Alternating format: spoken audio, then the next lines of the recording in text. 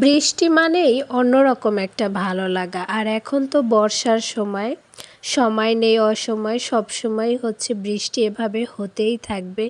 ছোটবেলায় এই বৃষ্টি নামলে কত যে আনন্দ হতো, আর এখন হচ্ছে বাসার মধ্যে চাইলেই একটু হাত ভিজাতে পারি আর কিছুই না। আর ছোটবেলায় কত বৃষ্টিতে ভিজেছি, তাই না?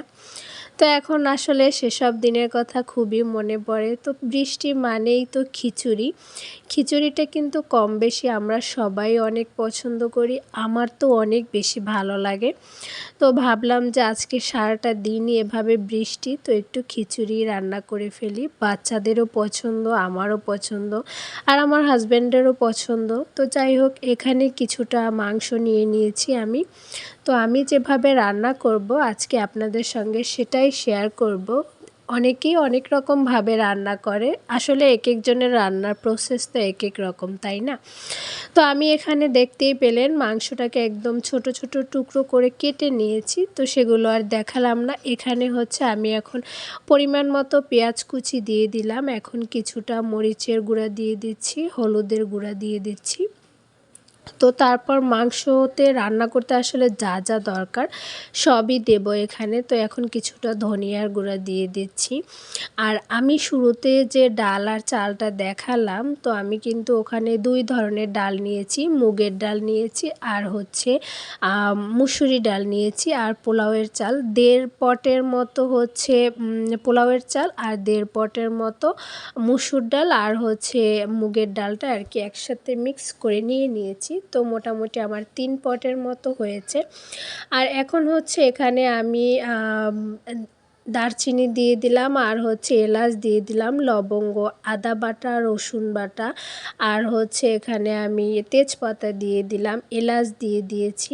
আর এখন হচ্ছে এখানে আমি কিছুটা তেল দিয়ে আর ভালো করে এটা আমি হাত দিয়ে কিন্তু একদম মাখিয়ে নেব। আর এখন হচ্ছে কিছুটা জিরার গুঁড়া দিয়ে দিচ্ছি। তো জিরাটা হচ্ছে আমি গুঁড়ো করে নিয়েছি, ওটা দিয়ে আমি অলওয়েজ রান্না করি। অনেকে হচ্ছে বাটা জিরাও দিয়ে থাকেন। তো যাই হোক, আমি এখানে কিন্তু এটা ভালো করে এখন হাত দিয়ে সুন্দর করে ম্যারিনেট করে তারপর হচ্ছে এটা আমি বসিয়ে দেব।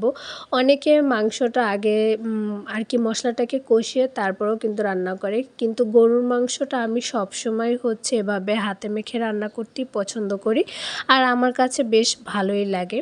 তো এখন হচ্ছে এটা আমি ঢাকনা দিয়ে ঢেকে কিছুটা সময় রান্না করে নেব, যতক্ষণ না আমার মাংসটা সেদ্ধ হচ্ছে।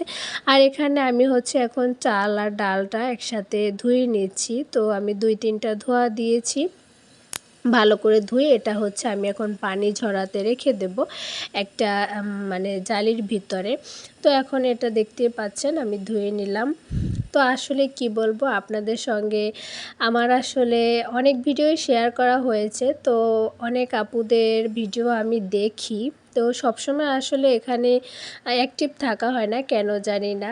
তো আমার চ্যানেলটি যদি আপনাদের ভালো লেগে থাকে, আমার চ্যানেলের ভিডিও যদি ভালো লেগে থাকে, অবশ্যই হচ্ছে একটা সাবস্ক্রাইব করে দিবেন আর বেল আইকনটা কিন্তু অন করে রেখে দিবেন। তো এখানে আমি হচ্ছে আমার মাংসটা প্রায় হয়ে গেছে। এখন একপাশে হচ্ছে আমি কিছুটা তেল দিয়ে আমি চালটা ভালো করে একটু ভেজে নিচ্ছি, যতক্ষণে এটা একদম ঝরঝরা না হয়ে আসছে, মানে একটার সাথে একটা যাতে লেগে না থাকে। তো এই জন্য হচ্ছে আমি এই চালটা ভালো করে ভেজে নিচ্ছি। আর ভুনা খিচুড়িটা রান্না করতে গেলে অবশ্যই চালটা কিন্তু একদম ভালো করে ভেজে নিতে হবে, তা না হলে কিন্তু কখনোই এটা ঝরঝরা হবে না।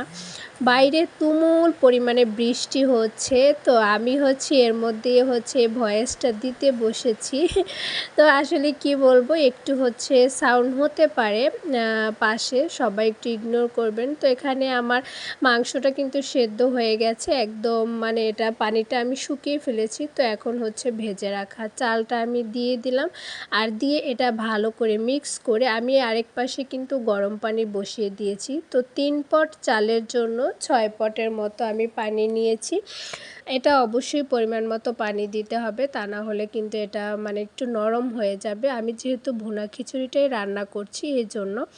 তো এখানে আমি কিছুটা সময় চালটা দিয়ে একটু ভেজে নিলাম, আর এখন হচ্ছে আমি পানিটা দিয়ে দিচ্ছি।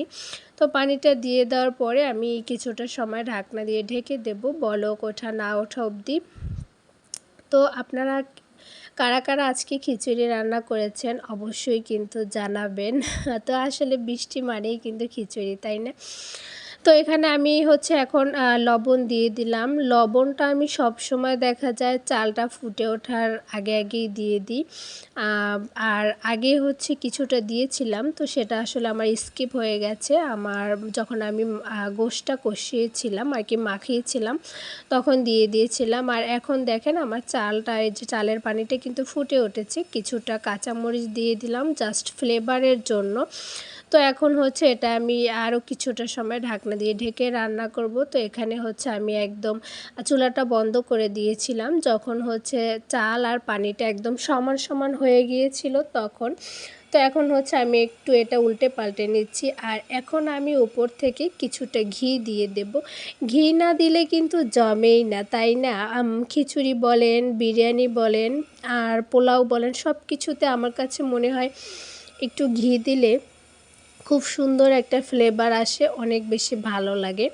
তো যাই হোক, এখানে আমি ঘিটা দিয়ে এখন হচ্ছে এটা ভালো করে একটু মানে উল্টে পাল্টে নেড়ে চেড়ে দিচ্ছি। নেড়ে চেড়ে দিয়ে এটা আমি ঢাকনা দিয়ে ঢেকে রেখে দেব, যাতে এটার ফ্লেভারটা খুব সুন্দর করে সব কিছুর সাথে মিশে যায়। তো যাই হোক, এই গোসল টোসল করে নিজের প্লেটটা সাজিয়ে নিলাম লেবু আর শসা দিয়ে, আর সাথে কিন্তু একটু আচারও নিয়েছিলাম। যাই হোক, পরে নিয়েছিলাম, তো সেটা আমার স্কিপ হয়ে গেছে, দেখাতে মনে নেই। তো আজকে এই ভিডিওটা এই পর্যন্তই। আল্লাহ হাফেজ।